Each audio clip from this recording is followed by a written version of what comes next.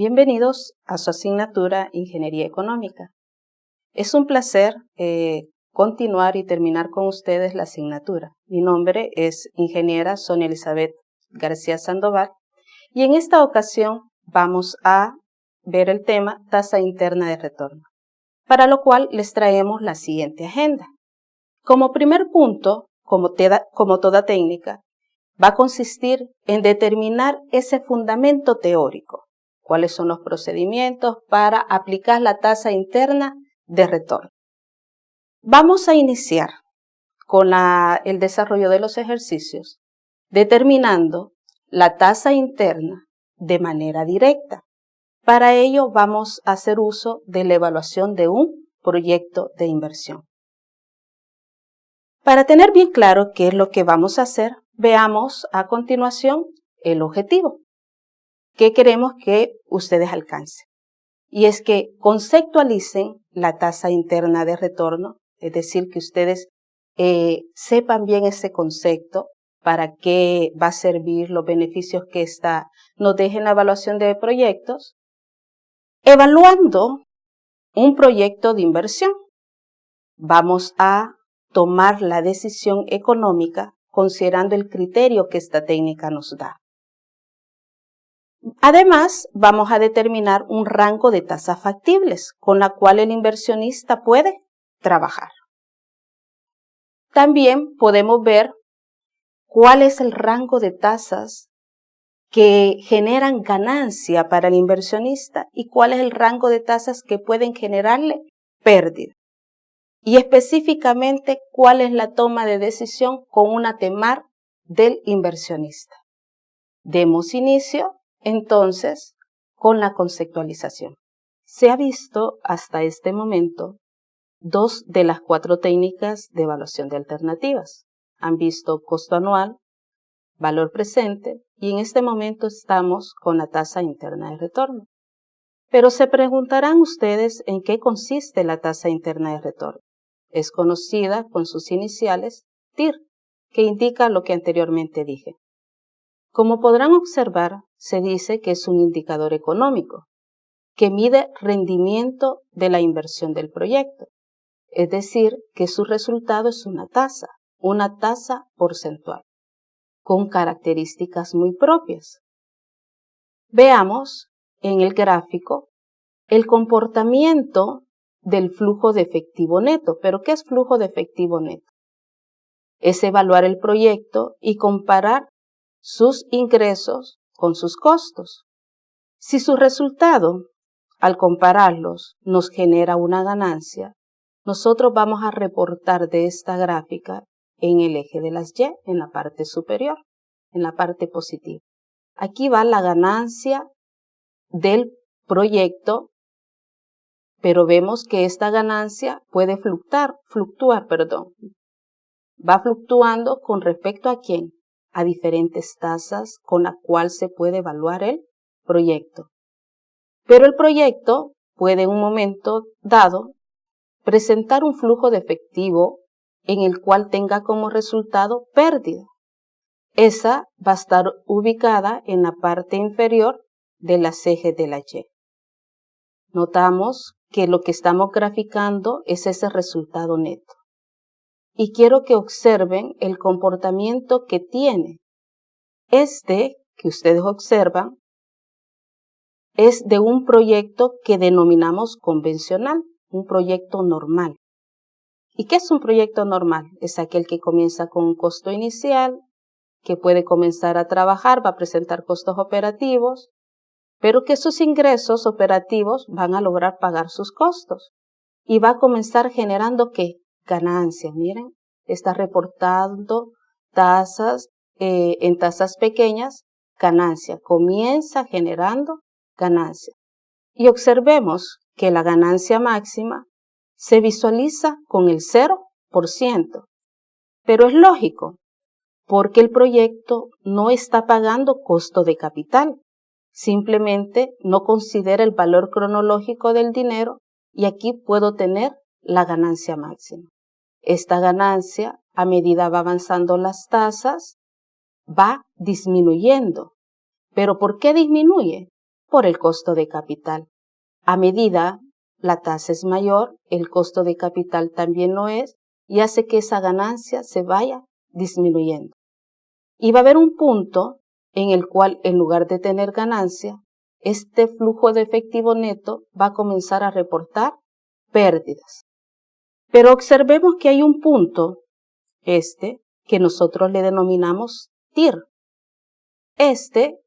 Tiene una característica que observen, no está presentando ni ganancia, ni está presentando pérdida. Su resultado es 0.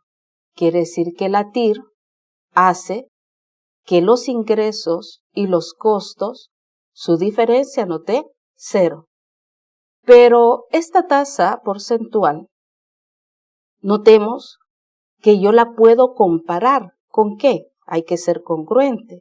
La voy a comparar con otra tasa que nosotros ya hemos trabajado con ella. Es la tasa del inversionista denominada TEMAR. Bueno, si en este proyecto la TEMAR se encuentra dentro del rango de tasas factibles, miremos el rango de tasas factibles, ¿cuáles van a ser? Entre 0 y la TIR, porque ahí me está generando ganancia. Si la TEMAR se encuentra dentro de este rango, el proyecto es viable, porque nos está reportando ¿qué? Ganancia. Pero si la TEMAR se encuentra en el rango de tasas no factibles, el proyecto va a presentar pérdidas y por lo tanto es no rentable. Pero ¿qué pasa si la TEMAR es exactamente igual que la TIR? Bueno, se dice que es viable, pero no conveniente. Viable porque no está presentando pérdida, pero no es conveniente para el inversionista porque no está generando tampoco ganancia.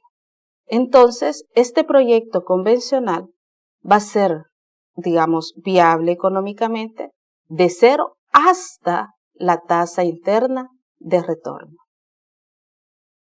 Pero veamos que estas técnicas también nos puede dar otro tipo de información.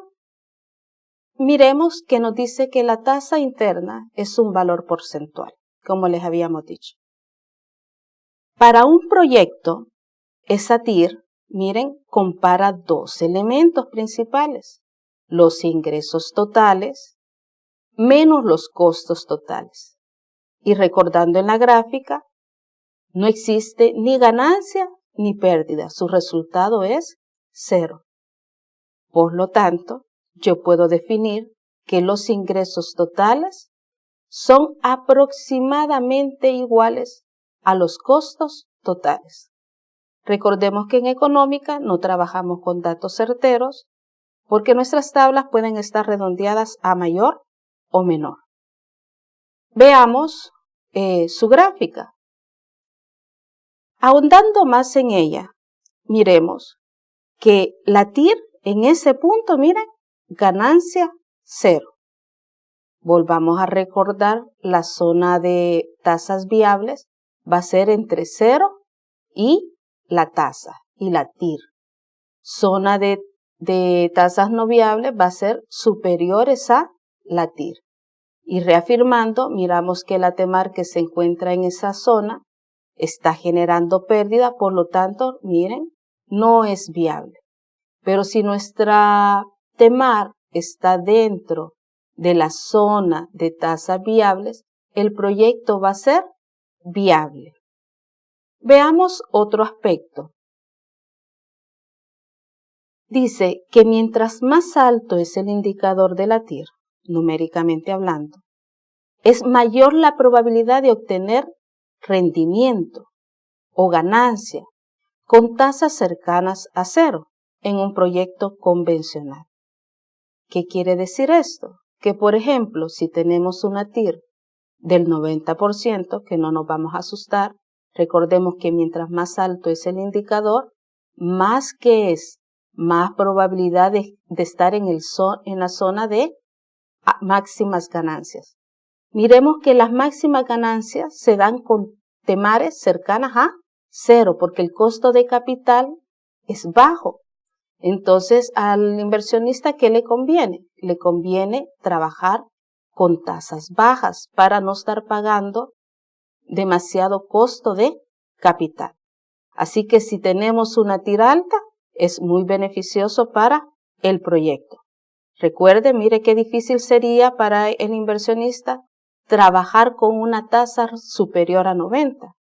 Tendría que estar pagando una tasa, un costo de capital bastante elevado. Veamos a continuación las utilidades que nos puede dejar la tasa interna de retorno, especialmente para la toma de decisiones. ¿Cuáles son esos elementos o criterios que puedo considerar para determinar si el proyecto es viable o no? Veamos. Puedo graficar el comportamiento del flujo de efectivo neto, como lo vimos anteriormente, y observar con qué tasas el proyecto me está generando o ganancia o pérdida. Quiere decir que solo con la gráfica yo ya puedo determinar si el proyecto es viable económicamente o no, comparando esas zonas de tasas viables y no viables. También tenemos la tasa mínima con la cual el inversionista puede trabajar sin incurrir a pérdidas. ¿Cuál es esa tasa mínima? Es la TIR, porque con la TIR no obtengo ni ganancias ni pérdidas. Es la última tasa con la cual el inversionista puede trabajar. Aunque decíamos que, aunque es viable, no es conveniente. Además, puedo definir o sugerirle al inversionista en el rango de tasas que puede trabajar para obtener ganancias, recordando que esas tasas le conviene más al inversionista si esas tasas son chiquitas y cercanas ¿a quién? A cero. Al igual que las otras técnicas, la tasa interna se basa en el proceso de toma de decisión, que consiste en realizar 4 pasos. El primero es diagramar de forma correcta los flujos en una escala de tiempo. Pero, ¿cuáles son esos flujos? Son los costos de inversión, P y L, son los costos operativos, que es D, y los ingresos operativos. Si lo hacemos correctamente, el siguiente paso no nos va a costar, que es establecer el modelo matemático. Al igual que las técnicas anteriores, cuando evaluamos un solo proyecto, comparamos 2 elementos o rubros totales. ¿Cuáles son esos? Son los ingresos menos los costos. En valor presente y costo anual, esa diferencia yo podía definir si el proyecto iba a generar ganancia o iba a generar pérdida y decir si era viable o no viable. Con la tasa interna de retorno, esa diferencia tiene que cumplir una característica principal. La característica es que la diferencia nos tiene que dar un resultado de 0. Planteado correctamente el modelo, tenemos que decidir la forma de solucionarlo. Vemos en el modelo que lo que yo quiero encontrar es la TIR. Recordemos que es un indicador porcentual. Si mi modelo presenta una sola incógnita, la solución va a ser de forma directa. Pero si el modelo donde se encuentra la TIR, la tasa que ando buscando, aparece más de una vez, 2 o más, su solución va a ser por el método de prueba y error. Tengo esos 2 procedimientos. Una, cuando solo hay una alternativa, y cuando presente más de 2 incógnitas, solución, prueba y error. Definido el procedimiento a desarrollar, encontramos la TIR. Y la TIR me va a servir ¿para qué? Para compararla con la TEMAR. Al compararla, voy a observar si es un proyecto convencional y vamos a ver qué criterio se utiliza cuando es un proyecto convencional y cuál es el criterio que se utiliza en proyectos no convencionales. Ojo, que esa comparación puede diferir si es un tipo de proyecto u otro. Veamos entonces, si yo he planteado correctamente el diagrama de flujo, establecemos posteriormente ¿qué? El modelo matemático. Como lo que estamos comparando son los costos con los ingresos, notemos que como la diferencia era 0, entonces yo digo ingreso menos costo igualado a 0 es igual a decir ingresos igual a costos. Por cuestiones de simplicidad y de homologación, en costo anual tenemos reportado primero los costos menos los ingresos. Entonces hemos reportado nuestro modelo costo igualado aproximadamente ¿a quién? A los ingresos. Y note que hemos hecho uso de la fórmula del costo anual, P menos L, distribuido en una serie por A dado P, ahí aparece la I que andamos buscando, por eso la tenemos en rojo. Esa I es la TIR. Para el N, ¿cuál N? No es cualquier N, es el N de la vida económica, más L por I. Y vuelve a aparecer en ese término otra vez la I, más D, que serían los costos operativos, los primeros dos términos, habla de los costos de inversión, el segundo, el costo operativo, la sumatoria, el costo total, y lo estoy comparando ¿con qué? Lo estoy comparando con los ingresos totales, que en este caso son los ingresos provenientes de venta de bienes y servicios. Pero observemos también que podemos utilizar el método desde el punto de vista actual, desde el punto de vista de la técnica de valor presente. ¿Y qué vamos a notar? Que lo que comparo ahora son costos actuales contra ingresos actuales. Suponiendo que en los costos operativos D e I, el resultado es que los ingresos son mayores que los costos, es porque se tiene que un flujo de efectivo neto positivo, como lo observan ustedes acá. Ese flujo de efectivo neto positivo solo es en la parte operacional. Costos operativos comparados con ingresos operativos. Si esos ingresos son mayores, entonces note que yo estoy diciendo que el costo inicial va a ser igualado ¿a qué? A la ganancia, por ejemplo, del año 1. Por eso es que tenemos primero en el primer término, flujo de efectivo neto positivo, entre 1 más I elevado a la 1, porque es el que se encuentra al final del periodo 1. Y como estoy dividiéndolo en ese factor de conversión, quiere decir que esa ganancia yo la estoy llevando ¿qué? Al punto 0. Suponiendo que el valor que le sigue también es ganancia, me lo llevo con ese factor de conversión otra vez al punto 0. ¿Y qué estoy comparando? Los costos a un extremo contra los ingresos en el otro extremo. Pero noten que el L lo estamos descontando al final. L, también conocido como valor de salvamento, valor de recuperación, es un ingreso. Por lo tanto, lo hemos sumado. Y lo estamos llevando al punto 0 desde el punto N, ¿verdad? Con ese factor de conversión. Ojo, este modelo matemático va a cambiar de signo en los ingresos, en esta parte de los ingresos, solo si el flujo de efectivo neto es negativo. ¿Cuándo va a ser negativo? Cuando los costos sean mayores que los ingresos y esté reportando pérdidas periódicas, por ejemplo, pérdida en el año 1, en el año 2 o en un periodo de tiempo pero operativo.